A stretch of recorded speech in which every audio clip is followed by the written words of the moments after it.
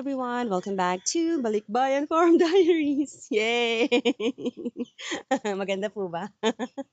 Yan po. Ngayon po, pag-uusapan po natin ang aming monthly expenses. Both sa farm at saka dun sa bahay, sa amin. Yeah, Yun po. ang cost na to sa probinsya. Yes, yun po. Probinsya, dito po sa Bicol Region. Sorsogon, to Sorsogon. be specific. Yes. Ayan po. Okay, Okay. Start na agad. Wala nang paligoy-ligoy pa. Okay, ang mga ginagastos namin dito sa probinsya, sa internet, gumagastos kami ng $25 a month. Tapos 1,500 pesos. Mhm. sa gasolina, gumagastos ako ng mga $200 a month kasi lagi ako nagda-drive around dahil pumupunta ako from one place to another, pumunta ako sa laundry to another laundry. Mm-mm. Kaya medyo malakas ako sa gasolina. Tapos pumupunta pa ako sa farm araw-araw. Kaya umabot siguro ng mga $200 a month yung gasoline na ginagastos namin. Tsaka mahal po talaga ang gas ngayon dito sa Philippines. Alam nyo naman po yan. Yes. Tapos sa pagkain, siguro gumagastos kami ng around $300 a month sa mga groceries, sa Isda. karamihan naman kinakain namin, mga isda lang. Birang-bira kami kumain ng karne. Tapos sa bigas, tapos tsaka yung mga gulay paano, halos nakukuha na namin lahat ng gulay namin dito. Kaya maliit ang expenses namin sa mga panghalo sa mga pangluto-luto. Mhm. Tapos sa tubig naman, wala naman kami binabayaran sa tubig dahil meron kaming deep well. Gumagamit lang yun ng kuryente. Mhm. And kuryente, magkano ang kuryente? Ang kuryente namin dito parang mga nag-average kami ng $3,500 at 3,500 pesos a month. So kung sa dollar parang mga siguro $60 a month. Mhm. Yun ang ginagastos namin sa kuryente. Yeah. Tapos yung nagta-travel kami on the weekends, gumagastos din kami siguro sa isang buwan, siguro mga $150 a month. Siyempre bibili ng mga pagkain, tapos kakain kung saan. Tsaka we invite our friends over with us. So, hindi lang kami talaga yung nag-e-enjoy. Yeah, sinishare naman namin yung mga blessing na nakukuha namin, binibigay ni Lord. Kaya medyo malaki yung expenses namin sa mga pagkain. Yes, yung pagkain po, kasama po yung sa caretaker namin dito, Yeah. yung family ng caretaker namin. Ano pa ba? Dito sa farm, ang expenses namin dito, siguro roughly mga $300 a month.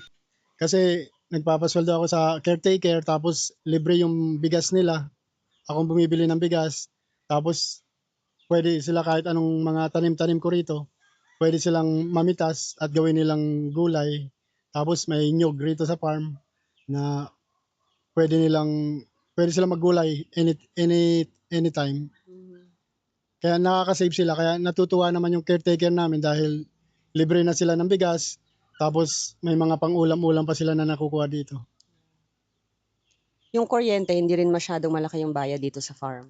Ang kuryente rito sa farm, parang 500 pesos a month. Wala pang $10. Kasi electric pan lang dito tsaka ilaw.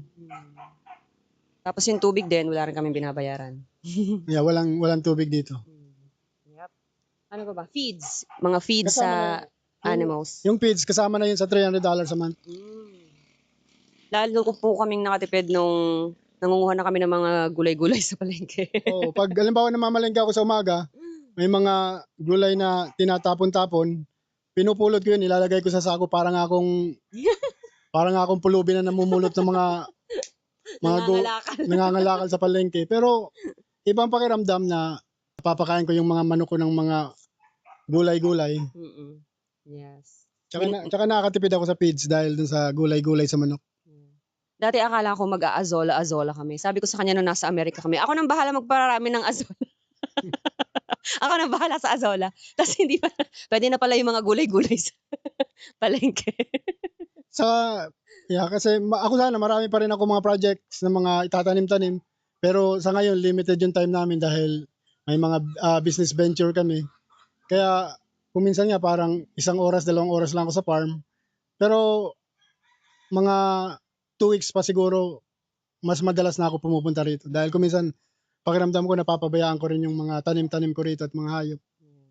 Medyo na-compromise lang ng konti yung time namin dito sa farm kasi nga ini-establish po muna namin yung aming laundry business. Pero once naman po na fix na talaga yung aming system doon, parang everything is up and running na ng kahit na wala kami, back to ano na kami, back to normal na ulit kami. Even po yung pag-upload namin sa YouTube. Siguro mas magiging consistent na ulit kami like before. Yun din ang nami-miss ko sa ngayon kasi sa umaga pagpunta ko rito talagang naggagawa-gawa ako, talagang tagaktak yung pawis ko. Pero lately hindi masyado ako pinapawisan dahil yun nga, nagsusupervise ako sa pagpapagawa ng laundry shop. Kaya hindi ako masyado nakakapag-exercise. Pero pinapawisan ka pa rin kasi yung init eh. Oo, kainit. Yun talaga yung lagi mangyayari everyday. Kahit nga minsan kulimlim, pinapawisan ka pa rin. Ano ba? May na-miss pa ba tayo? Ang kagandahan naman kasi rito kasi may income naman kami na nanggagaling sa Amerika, yun sa rental. Yun ang ginagamit namin dito sa expenses namin sa Philippines. Parang sobra pa siya kaysa kung gagasusin dito yung income na nakukuha namin sa rental. Parang may sobra pa. Mhm. Yeah. So, ayun po, syempre, hindi naman to yung unang video na nag-share kami about that. Talaga naman po, pinagplanuhan po nung maigi yung pagbabalik bayan po namin. Like we said, parang roughly 10 years, di ba? Bago po nagkaroon ng fruition itong dream na ito. So, kumbaga, ano din, blood and sweat.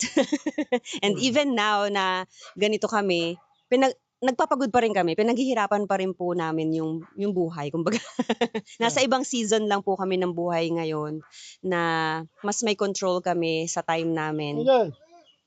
Hello po, commercial, may bisita. As we were saying, 10 years po, halos 10 years din po bago nabuo at nagkaroon ng fruition itong Mga plano. mga plano, itong dream niya na magkaroon ng sariling farm dito sa Philippines, makapagbalik bayan. So, blood and sweat. Hindi po biro-biro. So, kung nakikita nyo man po na parang masaya kami, na simple lang ang buhay, bago po kami dumating dun sa punto na 'to, kumbaga marami ding hirap at saka nakaka-stress din po, Nakaka-stress din lalo na towards the end nung, what do you call this, nung last year namin sa Amerika na nagbebenta na kami ng mga kailangang ibenta, dispose and dispose, tsaka yung transition. transition, tsaka yung grief. Siyempre dahil ano pa rin naman ang Amerika sa amin, malaking blessing po talaga, malaking malaking bonus po sa buhay namin na kami nabigyan ng pagkakataon na makapag-Amerika, makapagtrabaho at makatira mismo sa Amerika, yun. And we still call it home naman. Hindi naman po ibig sabihin na nandito na kami sa Philippines, wala na yung aming ano sa Amerika dahil like we said, may family pa rin naman po kami dun. Sa nung talagang kabataan ko, dalawa yung trabaho ko, halos hindi na ako natutulog nung una. Mm. From 8 hours na trabaho, tapos lilipat ka naman sa isang trabaho para makaipon, gano'n. Mhm. Pero later on, parang na-realize ko, parang pinapatay ko na yung sarili ko. Tapos nagkakasakit-sakit na ako. Mhm. Sabi ko, tatanong ko sarili ko kung worth it ba 'to na masyado akong nag-iipon ng pera tapos napapabayaan ko na yung health ko. Kaya doon ako nakapag-desisyon na sabi ko, i-prioritize ko yung health ko, kailangan mag-enjoy habang maaga pa. Mas bata. Mas bata, taka ngayon parang hindi ko na iniisip na mag-accumulate ng pera pa na mas dumami ng dumami bago ako mag-turn ng 65. Mhm. Kasi alam naman natin yung buhay, masyado tayong nagpaplano ng ahead of time, tapos pagdating pala ng panahon wala na tayo. Kaya We're not promised tomorrow talaga. maganda na pakinabangan na natin yung mga pinaghirapan natin habang able pa tayo, Mhm. kaysa naman na masyado tayong mag-ipon tapos Yeah. hindi naman pala natin mapapakinabangan. Tsaka Yeah. alam naman po natin, iisa lang ang buhay natin, Mhm. na 'pag tapos na, tapos na. Yeah, parang ano lang, mahirap din kasi I think parang nauulit lang yung mga sagot natin. Yung Yes. regrets talaga malaking bagay yung ano, yung wala kang regret kumbaga pagka namaalam ka na sa mundo. At least 'di ba na natupad mo yung pangarap mo at marami ka ring natulungan na ibang tao. Sa pagtupad mo sa pangarap na yun, it comes with helping others din, 'di ba? So, Yeah. yeah. So, passion with a purpose. Wow, pang Miss Universe. Parang tanong yan sa Miss Universe. Pinursu niya yung passion niya with a purpose. Yeah, masarap po yung pakiramdam, nakakatulong po kami sa mga kapwa namin dito. Yung mga blessing po na tatanggap namin, yes, nashi-share din po namin sa iba. And if you wanna know more about yung mga balikbayan questions ninyo, meron po kaming playlist. Ililink po dito yan. Ililink ko po dito, andyan po ang aming playlist. Andyan po lahat, mga anything about retirement, pagiging balikbayan, even our mindset siguro. Yeah. Medyo may natatouch na rin po kami dyan. Pagbabalik bayan, lakasan lang ng loob. Mhm. Kasi sa iba, parang nagiging successful. Pero sa iba naman na nagbalik bayan, hindi nagiging successful ang stay nila. Yeah. Kaya bumabalik sila sa Amerika. Mhm. So, kanya-kanya lang. Pero kung talagang ang parang yung content din, yun ang pinaka-importante sa buhay ng tao na maging masaya ka kung ano man ang meron sa'yo. Mhm. Na huwag ka na masyado maghahangad ng ibang bagay. Yeah. Darating ka rin talaga sa punto ng buhay na ang akala mo to be on top is to get everything, to have everything. And then when you're there, you'll realize na parang, oh my gosh, there's nothing actually. There's nothing there. Parang you feel empty then even though you have all the money in the world. Saka yung masakit niyan kasi pag na-realize mo na wala naman pala pagdating mo sa taas, matanda ka na. Na mahirap na mag-enjoy pag may marami ka nang Yeah. nararamdaman sa katawan. Yun yung mahirap din kapag hinintay pa po yung retirement age na 62. 66 na. Ayan, pataas na pataas. Yeah, Kasi tapos marami ka ng sakit, di ba? tapos ang average life expectancy yata parang 76. Ilang taon na So lang kung ang magre-retire ka ng 66, may 10 years ka pa. to enjoy. Tapos yung 10 years na yan, parang marami ka nang nararamdaman, hindi Yeah. ka na rin Hindi mo na makakapag-enjoy rin, niyan. fully ma-enjoy ang life. Right. Well, it all comes down to our values din talaga tsaka yung mindset talaga natin. Kung magiging successful ba ang pagbabalik-bayan nyo or hindi. Kasi like we said, iba-iba naman po kasi talaga tayo eh. This is not for everyone. May mga tao talaga na masaya talaga sila sa buhay nila sa Amerika. And we're also happy for you guys kung nasan man kayo sa parte ng mundo. Kung nag-enjoy kayo dyan, kung secured kayo dyan, and alam mo yun, andyan na yung buhay nyo, then happy for you, rooting for you, God bless you. Pero sa amin kasi talagang we found our peace Heart. dito, and heart dito Yeah. sa aming munting probinsya. Sa kanyang munting probinsya. Yeah. Na-enjoy ko rin ang Sorsogon. Natututo na rin akong Salita. Bicol. Oragon. Oragon na din. Kasi depende talaga sa tao. Pero Yeah. ako nga, matagal na rin ako sa Amerika. Pero sa 30 years, more than 30 years ko sa Amerika, yung puso ko talagang dito pa rin sa probinsya. Kaya talagang pinursu pa namin yung dream namin na makabalik sa Pilipinas at dito mag-start ng bagong yugto ng buhay. Wow, lalim yugto. Ako naman talaga, both naman talaga masaya ako kaysa Amerika kami, kasi dito kami sa Pilipinas. Kasi sa akin, parang mas importante yung the people you are with kesa dun sa place, di ba? Kasi kaya nasa Amerika ka, kung wala naman yung pamilya ko, hindi kami buo, parang hindi ko talaga kaya, as in hindi ko talaga kaya. Kaya kahit nandito lang kami sa Philippines, masaya pa rin ako kasi kasama ko sila. Yun naman ang mahalaga sa akin. Yeah, kasi May pizza pa rin naman dito. Yun nga lang, mahal. Mahal. Wala na yung Costco na tigwa $1.25. Pero talagang nakakabilib yung mga taong, yung mga OFW na nagtatrabaho sa ibang bansa na naiwan nilang pamilya nila rito. Parang malaking sacrifice talaga yun. Yeah. Saludo po talaga kami sa inyo dahil grabe po yung sakripisyo na yan. And hindi man ako yung nag-ibang bansa. Kasi yung nanay ko tsaka yung tatay ko, sila yung nag-ibang bansa nung time na yun para mag-provide sa amin. So, naintindihan ko yan, kumbaga. Mahirap po. And yun nga lang nga kasi dahil naranasan ko na yung hirap na yun na mapalayo sa parents. Talagang sinabi ko sa sarili ko na, please, ayoko sanang dumating sa gano'ng pagkakataon Yeah, or gano'ng situation yung sarili kong family. Kasi ang hirap talaga. yes, mahirap na hindi mo nakikita yung anak mo sa Yung paglaki, alam mo yun, sa yeah. araw-araw. Parang masakit sa kalooban na hindi mo kahit Mm. nakikita mo siya sa telepono, iba pa Mhm. rin yung kasama mo yung anak mo. Yeah. Kasi we only have 18 summers na with our children, 'di ba? Pag 18 na 'yan, naku, wala na. Hindi mo na makita. Hindi mo na ano. So, yun lang yung para sa akin. Parang tinetreasure talaga namin yung time na habang maliit pa yung ano, yung baby namin. At least buo pa rin kami. And then when he turns 18, sabihin niya na, "Mom, Dad, I wanna study in the US. I wanna be with my kuyas." Then, okay, sure. Hindi namin siya pipigilan. Pero sa ngayon, syempre, sa'min siya. Yeah. Ayun po. And dun sa mga nagwo-worry about sa education ng anak ko, okay naman po siya. Nakakapagbasa, maayos naman ang kanyang math skills.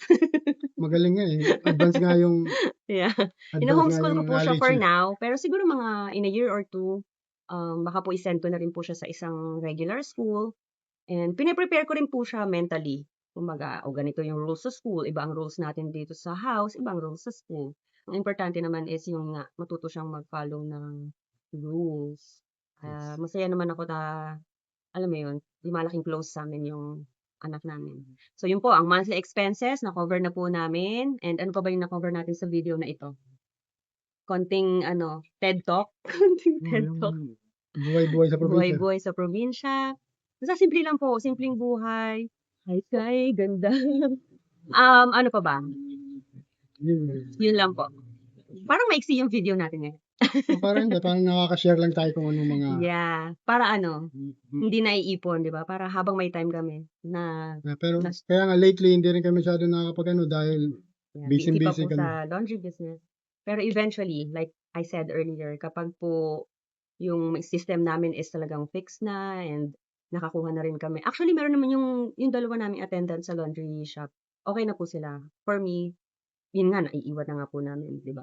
Pero kasi pag nagbukas na po yung another laundry shop, syempre, another, ano na naman yan, magte-train ka na naman ng panibagong tao. Tsaka magkakaroon din po kami ng pick up and delivery. So, that's one thing din na sinosolidify ko pa. Sana magawa ko na. Ako yung bahala sa marketing. Siya yung sa mga Ako yung, back end.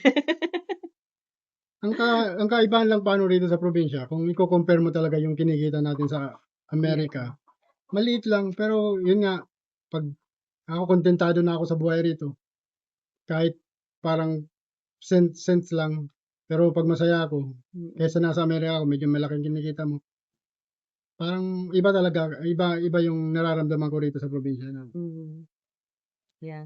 Siguro nga kasi dahil lumaki naman tayo na mahirap lang din. Kumbaga naranasan din natin yung ganitong buhay. Kaya mas na-appreciate natin ngayon na ganito lang yung life natin. Kumbaga nagkaroon tayo ng pagkakataon na ma-experience both. And then, ayun nga, dahil na-experience natin ng meron, mas na-appreciate mo rin yung ganitong simpleng buhay lang. Tsaka, yun nga, parang hindi ka na masyado nag-a-adjust. Hindi ka na nag-a-adjust masyado kasi dinaanan mo na naman. We're not saying naman na ano, na talagang hirap na hirap na hirap. Pero, basta, ang hirap i-explain. Basta, ganun po talaga. Basta kung saan ka masaya, doon ka. Oo, ang simple lang talaga. Yung gulay na kahit paulit-ulit na talbos ng Talbos ng talbong kamote, tuloy, tsaka talbos ng kamote. talbos ng Oo, kangkong. di ba na ako nagrereklamo? Masarap naman, tsaka masustansya. Kahit paulit-ulit na isda, okay lang. Actually, mas naumay pa nga ako sa Amerika na paulit-ulit na Karne. karne tsaka pizza or pasta. Mas nakakaumay pa yun para sa akin. Kahit nga araw-araw yung tuyo dito, para mas okay pa. Basta may sawsawang suka. Doon tayo nasanay ng Yeah, bata pa siguro tayo. nga dahil kumbaga yung body natin nare-remember. Kumbaga hindi naman 'to foreign kumbaga sa amin. Ayun. Yung mga Amerikano nga na Pilipinas, 'di ba, nagugustuhan nila rin yung kung gaano kasimple yung buhay natin. Mas na-appreciate nila na, grabe 'tong mga 'to, ganito lang ang buhay pero sobrang saya nila. Tapos sila na lumaki sa Amerika, they have everything pero nade-depress pa rin sila. Nirereklamo pa. Nalulungkot pa rin sila at nagrereklamo pa din. Yeah, so kanya-kanya lang po talaga ang mindset and values and the way we see life kumbaga. Ayun po, and I guess that's going to be all. Let's wrap this up. Sana po may natutunan po kayo. And nakatulong yung pag-share namin ng aming monthly expenses para sa pag-calculate nyo. Totoo lang po, wala naman po talagang magic number kung magkano ba ang kailangan yung ipon, tama ba? Ipon Mm. bago makapagbalik bayan kasi marami po talagang kailangan i-consider yung location nyo, yung family nyo, ilan ba kayo magbabalik bayan, mag-asawa lang ba kayo, may kasama ba kayong anak or mga anak, yung gano'n po or ano yun, yung mga gano'n pong mga consideration. So, ang sa'min po talaga, lalo na siya talaga yung nagsumikap ng mabuting-mabuti para po matupad 'tong pangarap niya 'to and Para makauwi. deserve naman niya kasi 10 years is 10 years. Grabe yung 10 years na yun, 'di ba? Hindi siya biro and he's not saying naman na parang ano, all glory to him. Talagang nakikita ko rin sa kanya na grateful siya kay God. Dahil hindi naman talaga magiging possible itong dream niya na to. Hindi rin naman siya binigyan ng guidance ni Lord. Imaginein mo kung naging waldas siya sa pera na binigay sa kanya ni Lord, hindi siya naging good steward. Malamang wala rin to. Ubus na. kung naubos niya sa casino yung kung naubos niya sa casino yung dumating na blessing sa kanya, 'di ba? So, ayun po, maganda po talaga na nag-a-ask din tayo ng guidance from our Lord Almighty kasi 'pag wala talaga, eh. 'Pag nakahawak ka na ng malaking pera, baka masilaw ka na, sabihin mo na lang na, alam mo yun, "Akin lang 'to." Char. Yun lang po, nagiging madaldal na naman si Wiley. Sabi ko sa kanya kanina, 'pag monthly expenses ikaw lang magsasalita." Pero ako pa din, ako pa din talaga. Yeah. Ayun po, sabi ko na nga, yun na nga yung wrap up, pero Yeah. totoo na 'to, babay na po, ang daldal ko na po. Maraming salamat po sa inyong Maraming panonood. salamat Sana po. nakatulong sa inyo. Yes, bye-bye.